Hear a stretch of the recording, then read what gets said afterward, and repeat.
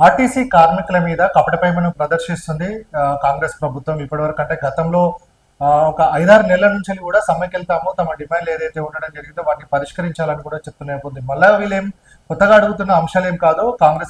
Congress party ఎప్పుడైతే మేనిఫెస్టోలో పెట్టిన అంశాలు ఏవైతే ఉన్నాయో వాటిని మాత్రమే అడగడం జరుగుతుంది. సో గతం 6 నెలల నుంచి సమ్మెకెళ్తాం అని చెప్తున్నప్పటికీ కూడా ఇప్పుడు కొత్తగా మంత్రి పొన్నం ప్రభాకర్ మాత్రం కొత్త విధానవాదాన్ని అందుకోవడం జరిగింది. ఇప్పటి వరకు తాము సమ్మెలోకి వెళ్తారు అని అనుకోలేదని, సడన్ గా వీళ్ళు కుట్రలో భాగంగానే ఇట్లా వెళ్ళారని కూడా ఆయన చెప్తున్న నేపథ్యం. అంటే 6 నెలల నుంచి చేయలేదా అనేది మాత్రం ఆయనకు అర్థం కావడం లేదు. 6 నెలల నుంచి కమిషనర్ కావచ్చు, ఎటు కార్మిక శాఖ కమిషనర్కి ఇవ్వడం కావచ్చు, ఎండీకి కావచ్చు, లెటర్స్ ఇస్తూనే ఉన్నారు, అయిపోతూనే ఉంది. ఏదైతే యూనియన్స్ కావచ్చు, అలాగే ప్రభుత్వంలో విలీనం చేయాల అంశాలు తప్ప మిగతా ఏదైతే అంశాలు ఉండడం జరిగిందో వాటన్నిటి కూడా మంత్రి స్థాయిలో కూడా వాటిని తీర్చే అవకాశం కనబడుతుంది. ఎందుకంటే ఆ 2 అంశాలు కూడా సీఎం స్థాయిలో పరిష్కరించే అవకాశాలు కనబడుతున్నాయి. సో యూనియన్లు అనేది పక్కన పెడితే ప్రభుత్వంలో విలీనం చేయాలనే డిమాండ్ మాత్రం పక్కా ఉండడం జరిగింది. ఎందుకంటే గత ప్రభుత్వమే గవర్నర్ దగ్గరికి పంపించడం జరిగింది, సైన్య అక్కడ ఉండడం జరిగింది. జస్ట్ దాన్ని తీసుకొని వచ్చి దాన్ని అమలు చేస్తే సరిపోతుంది. సో అది కూడా కంప్లీట్ కాలేదు.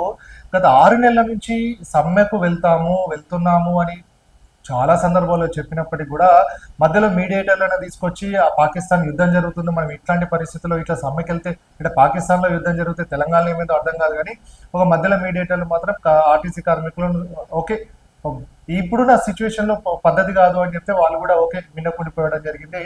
సో ఇట్లాంటి పరిస్థితుల్లో కూడా మనం చేయడం కూడా మరీ మంచిది కాదు, పెద్ద మనుషులు చెప్తున్నారు కదా అన్నట్టు వాళ్ళు అప్పుడు సైలెంట్ అయిపోయారు. సో కొన్ని రోజులు అయిపోతుంది కదా, మరి మాట్లాడుతా అన్నాడు కదా పెద్ద మనిషి అని చెప్పేసి అనుకుంటే ఆ పెద్ద మనిషి ఎటువైంటో తెలియదు. కానీ వీళ్ళైతే ఆగమైపోయారు. మళ్ళీ కార్మికులు అంటే నాయకులను ఎవరు కూడా ఇక్కడ నమ్మడం లేదు. కార్మికుల చేతుల్లోకే ఈ ఉద్యమం అనేది వెళ్ళిపోయింది. ఎందుకంటే చాలా మంది కూడా ఆర్టీసీ కార్మికులు ఇబ్బందులు ఎదుర్కొంటున్న మాట వాస్తవం కావచ్చు. ఎందుకంటే ఒక డ్రైవర్ ఇక్కడ నుంచి వెళ్ళి హైదరాబాద్ నుంచి ఆదిలాబాద్ వెళ్ళిన తర్వాత మళ్ళీ కంటిన్యూస్గా మళ్ళీ అక్కడ నుంచి ఇక్కడికి రావాలంటే యాక్సిడెంట్ కావచ్చు, ఏదైనా అయితే ఎవడి దిక్కు ఇదంతా కూడా నిద్ర లేకపోవడం కావచ్చు, కంటిన్యూస్ గా డ్యూటీలు ఇవ్వడం వల్ల చాలా ఇబ్బందులు తలెత్తుతున్నాయని వాళ్ళు నెత్తి నోరు మొత్తుకున్నప్పటికీ కూడా డిఎంలో కంపల్సరీ పనిచేస్తావా లేదా, లేకపోతే ఆబ్సెంట్ చేస్తా, నేను ఉద్యోగంలోకి వెళ్ళి పీకేస్తా, లేకపోతే మెమో ఇస్తా అని చెప్పేసి భయభ్రాంతులకు గురి చేయడం జరుగుతుంది. ఇంకా మహిళల పరిస్థితి అయితే వర్ణనాతీతం అని చెప్పుకోవచ్చు. వాళ్ళని ఏ విధంగా బెదిరిస్తున్నారు అనేది వాళ్ళు కన్నీళ్లు పెట్టుకున్న పరిస్థితి ఉంది. సో ఇదంతా కూడా అవుతున్న నేపథ్యంలో ఇందిరాపార్క్ వద్దనే పెద్ద ఎత్తున ధర్నాన్ని చేపట్టడం జరిగింది. ఎప్పుడు అసెంబ్లీ నడుస్తున్న సందర్భంలోనే మా బాధలైతే తెలియాలి అని చెప్పేసి కూతవేటు దూరంలోనే ఇందిరాపార్క్ వద్ద కూడా ధర్నా చేయడం జరిగింది. ఈ విషయం అందరికీ తెలుసు. అయినప్పటికీ కూడా ఈరోజు మంత్రి పొన్నం ప్రభాకర్ మాత్రం ఇది కుట్రలో భాగంగానే సడన్ గా వీళ్ళు ఆర్టీసీ కార్మికులతో ఏది స్ట్రైక్ లోకి వెళ్ళిపోవడం జరిగిందని చెప్తున్న నేపథ్యం. సో ఆయన మళ్ళా ఏమని చెప్పారు, నేను సాయంత్రం పిలిచాను, అయితే మాట్లాడిచ్చిండు, కొద్దిసేపు మాట్లాడారు, అది అయిపోయింది. సో కాలే మరి 29 అంశాలను మేము కంప్లీట్ చేస్తామన్నప్పుడు నిన్ననే వాళ్ళు కూర్చున్నప్పుడు మాట్లాడిస్తే అయిపోతుంది కదా. మరి ఎందుకు కాలేదు ఇది, ఎందుకు కుట్ర అనేది వచ్చింది? కేసీఆర్ సభ ఎప్పుడు పెట్టిండు, వీళ్ళు ఎప్పుడు స్ట్రైక్ నోటీస్ ఇచ్చిండ్రు, ఇదంతా ఎప్పుడు జరిగింది? కేసీఆర్ పెట్టింది సోమవారం రోజు మీటింగ్ పెట్టిండు, మహాలక్ష్మి మీద కొన్ని వ్యాఖ్యలు చేశారని చెప్పాడు. కేసీఆర్ వ్యాఖ్యలు చేయగానే ఆర్టీసీ కార్మికులందరూ కూడా రోడ్డును పట్టుకుని పోయారా? ఇదంతా కాదు కదా. అరే దీనికి ఏదైతే గతంలో గౌరవ అధ్యక్షుడు ఉన్న హరీష్ రావు ఆజ్యం పలికిండు అని చెప్పేసి ఎవ్వరి చేతుల్లో లేదు. యూనియన్ నాయకుల చేతుల్లో కూడా ఆర్టీసీ కార్మికులకు సంబంధించిన సమ్మె వారి చేతుల్లో లేదు, మొత్తంగా కూడా కార్మికుల చేతుల్లోనే ఉంది. యూనియన్ నాయకులను కూడా కార్మికులే స్ట్రైక్ తీసుకెళ్లిన సందర్భాలు కనబడుతున్నాయి. ఇప్పుడు నాయకులు ఇక్కడ కూడా కాదు, మొత్తంగా స్వచ్ఛందంగా కూడా కార్మికులే ఈ స్ట్రైక్ లో కూడా పాల్గొనడం జరుగుతుంది. సో మొత్తంగా నలుగురు మరి ఐఏఎస్లతోటి కమిటీ చేసామని 4 వారాల్లో కంప్లీట్ చేస్తామని అంటున్నారు. సో మరి 41 రోజుల నుంచి వాళ్ళు లెటర్ ఇవ్వడం జరిగింది, సమ్మెకి వెళ్తామా సమస్యలు తీర్చండి అని చెప్తే మరి అప్పుడు 41 రోజుల నుంచి ఏమైపోయింది?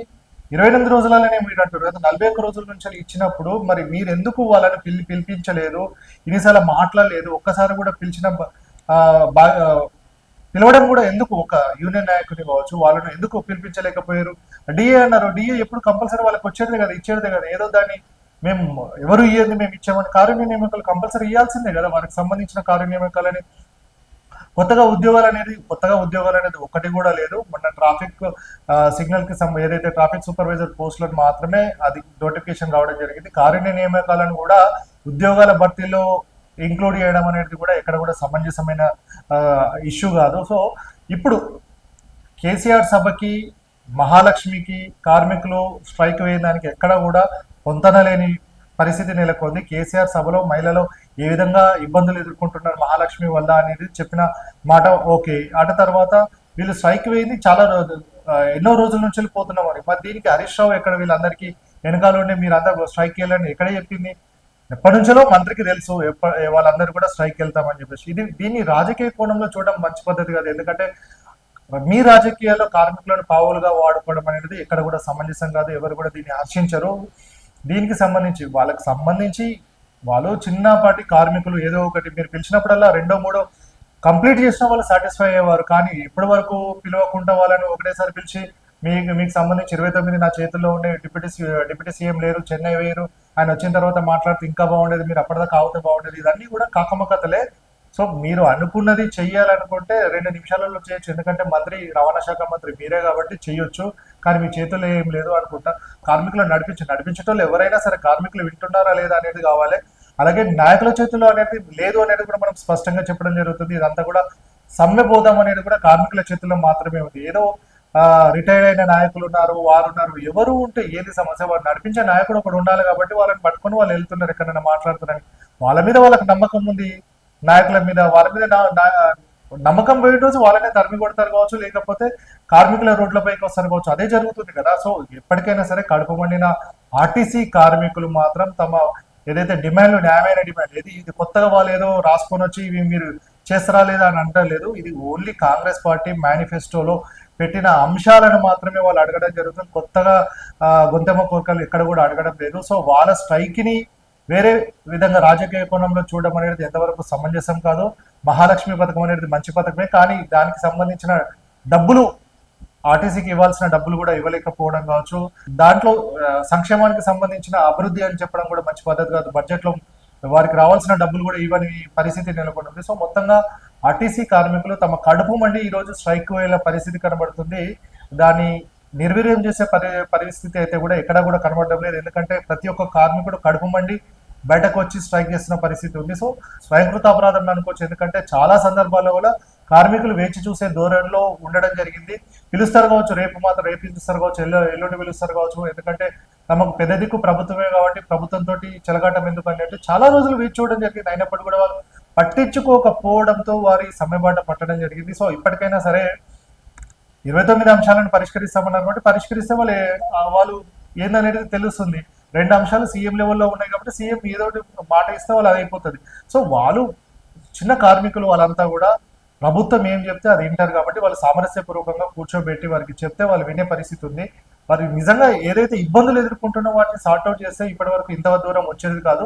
అయినప్పుడు కూడా ప్రభుత్వం ఇట్లాంటి రాజకీయ కోణంలో వాళ్ళని పావులుగా వాడుకోవడం అనేది మంచి పద్ధతి కాదు. కడుపు మండి రోడ్డు బాట పట్టిన ఆర్టీసీ కార్మికులు వాళ్ళ పోరాటం అనేది న్యాయమైన పోరాటం. వారందరూ కూడా ప్రజలు కావచ్చు, ప్రతి ఒక్కరు కూడా వారందరూ కూడా సపోర్ట్ చేసిన దాఖలాలు కూడా కనబడుతున్నాయి. ఎందుకంటే మనం ప్రతి ఒక్కరు చూడడం జరుగుతుంది. వారు న్యాయబద్ధంగా దేనికోసమైతే పోరాడుతున్నా వారందరూ కూడా తమ సపోర్ట్ ఉంటుందని కూడా ప్రతి ఒక్కరు కూడా చెప్తున్న నేపథ్యం కనబడుతుంది. ఈ వీడియోపై మీ అభిప్రాయాన్ని కమెంట్ బాక్స్లో తప్పకుండా తెలియచేయండి. అలాగే ఈ వీడియోని లైక్ చేయండి. మీరు చేసే ఒక్క లైక్ మరిన్ని వీడియోలు చేయడానికి మాకెంతో ప్రోత్సాహాన్నిస్తుంది. సామాన్యుడి కోసం మేమందించే సమాచారం కోసం సమయం టీవీ ఛానల్ని ఇప్పుడే సబ్స్క్రైబ్ చేసుకోండి.